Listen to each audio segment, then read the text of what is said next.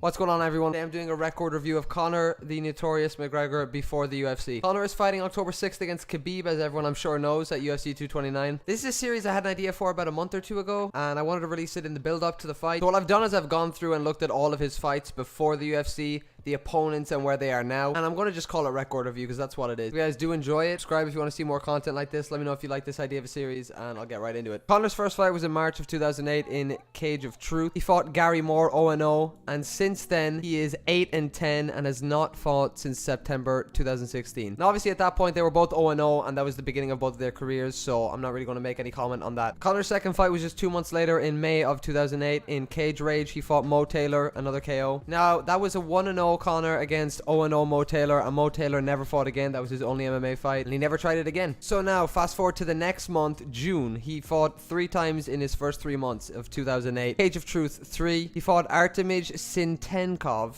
and he got knee barred in a minute. Artemij was 5-4 at the time, and Conor was 2-0. This put Conor to 2-1, and something to take note of is, as of now, he's 15-16, and he has a 100% sub ratio in his wins. He's still fighting. Obviously, he has a negative record now, so he's primarily a grappler who doesn't really seem to do much as stand-up. So after his first loss, he took 6 months, it seems, and he fought in December of 2008 in the fight before Christmas KO against Stephen Bailey. He got a 1-minute TKO. Stephen Bailey was 0-1 at the time, so it was a 2-1 against an 0-1, and Stephen Bailey never fought again. Fast forward an entire year to October of 2010. Conor fights in Chaos Fighting Championships against Connor Dillon. Dillon was 2-1 at the time, and Conor was 3-1 at the time. He won via TKO in the first round corner stoppage. Now Dillon, after that fight, continued to fight until 2015. He was 5-8 when he retired after 6 losses in a row. Just a month later, November 2010, Conor fought Joseph Duffy, who is now also in the UFC, in Cage Warriors. He was subbed in 38 seconds by an arm triangle. Now, like I said, Joseph Duffy is also in the UFC now. He is 16-3, 4-2 in the UFC, and his last fight was his first KO loss to James Vick, who also was just KO'd by Justin Gaethje. Now, the one thing I'm going to make a point about this, obviously both fantastic fighters, but Joseph Duffy at this point is 4-2 in the UFC. He's not ranked. He had been fighting for 2 years, and Joseph Duffy had been fighting a lot longer. Joseph Duffy was actually 6-0 at the time of this fight when Conor was 4-1, so it was a step up in competition, something to note of. Before fighting Joseph Duffy, the people he fought,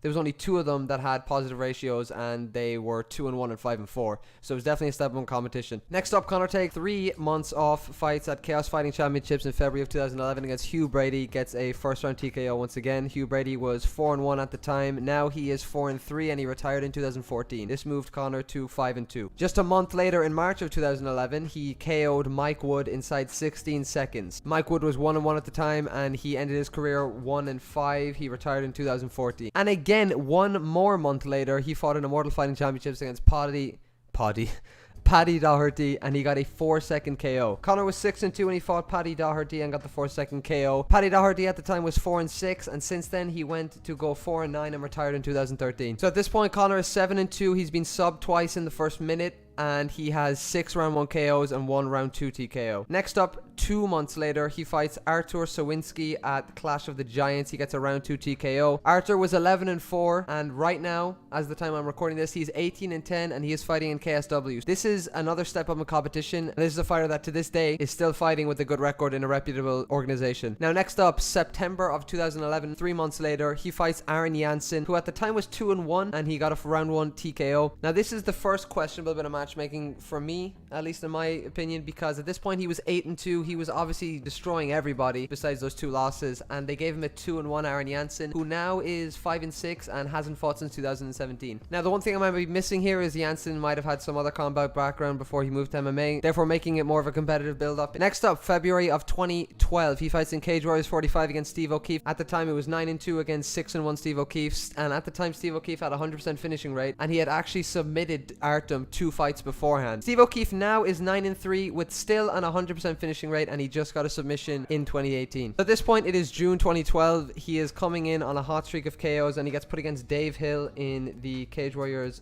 47 main event for the featherweight belt. Dave Hill, funny enough, was cornered by Mark Goddard for this fight. And look who's in to celebrate with him.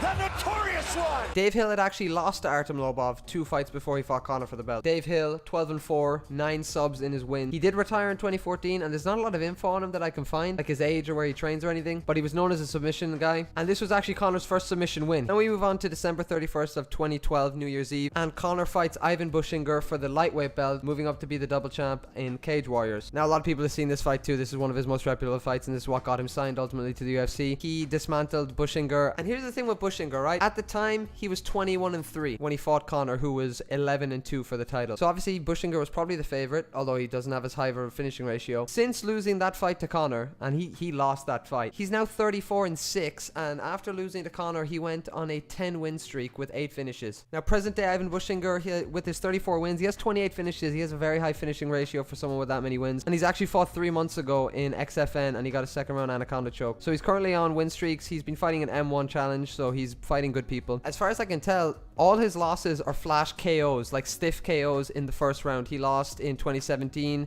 to a first round KO. He lost in 2016 to a first round KO, and before that was his 10 win streak and his first round KO to Conor. And also back in 2010, way before he fought Conor, he got KO'd in 20 seconds. Like, none of these are TKOs, they're KOs, so when he doesn't see a punch coming, it's putting him all the way out. Very good fighter though. So everybody, that is it for this first episode of Record Review. This was Conor McGregor in the build up to Khabib versus Conor at 229. Sometime this week, before the fight and after the press conference, I will be uploading Khabib's record review of his fights before the UFC. For me, the only questionable fight on Conor's record in his build-up, like a boxing style build-up of a career, would be when he was 8-2 and he fought Aaron Jahnsen. But Aaron Jahnsen was a big guy, so I don't know. Obviously, I'm not going too technical on analysis or stuff. I'm not going to talk about stuff I don't really know much about, but this is all I wanted to do. If you guys want to see that Khabib video, make sure you subscribe, and I will be hitting you guys with that in the next week. That's about it. Hope you guys enjoyed. Let me know your thoughts in the comments, and I'll see you in the next video. Peace.